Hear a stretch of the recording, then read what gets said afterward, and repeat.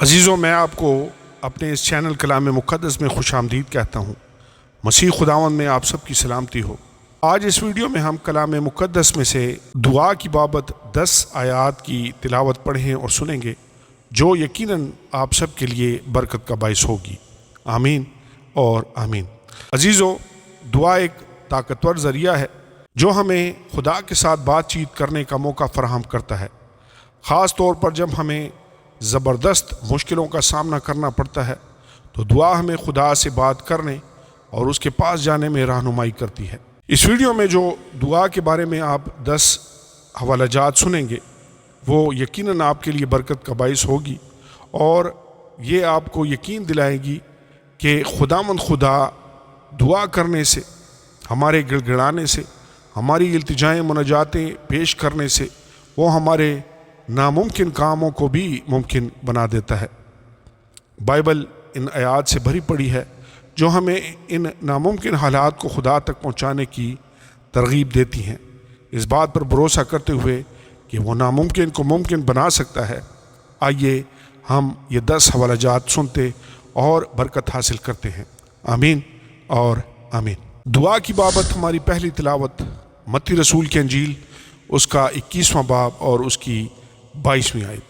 اور جو کچھ دعا میں ایمان کے ساتھ مانگو گے وہ سب تم کو ملے گا۔ دعا کی بابت ہماری دوسری تلاوت فلپیوں 4 باب 6 سے 7 آیت۔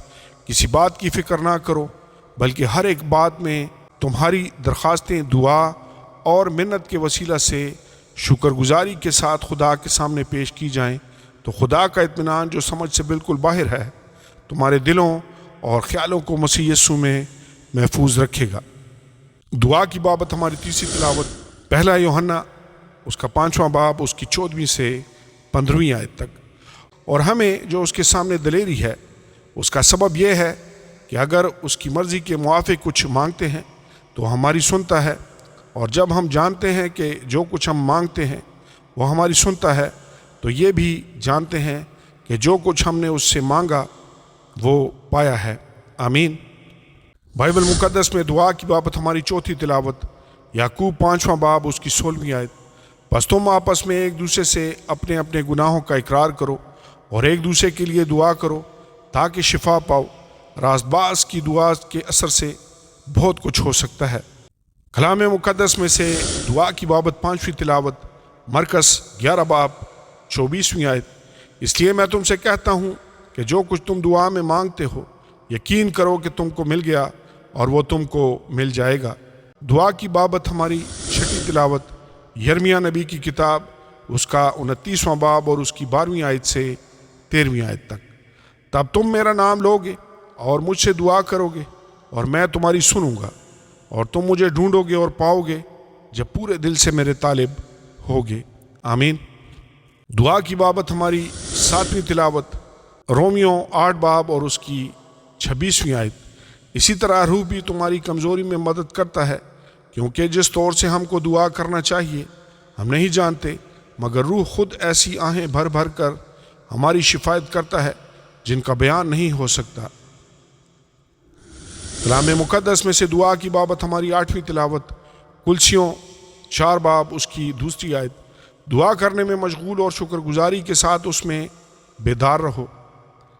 دعا کی بابت ہماری 9ویں تلاوت زبور کی کتاب، اس کا باب نمبر 145 اور اس کی 18ویں آیت۔ خداوند ان سب کے قریب ہے جو اس سے دعا کرتے ہیں، یعنی ان سب کے جو سچائی سے دعا کرتے ہیں۔ کلام مقدس میں سے دعا کی بابت ہماری 10ویں اور آخری تلاوت پہلا تسالونیکیوں، اس کا 5واں باب اور اس کی 16ویں سے 18ویں آیت تک۔ ہر وقت خوش رہو، بلا ناغہ دعا کرو، ہر ایک بات میں شکر گزاری کرو، کیونکہ مسیح یسوع میں تمہاری بابت خدا کی یہی مرضی ہے۔ آمین اور آمین۔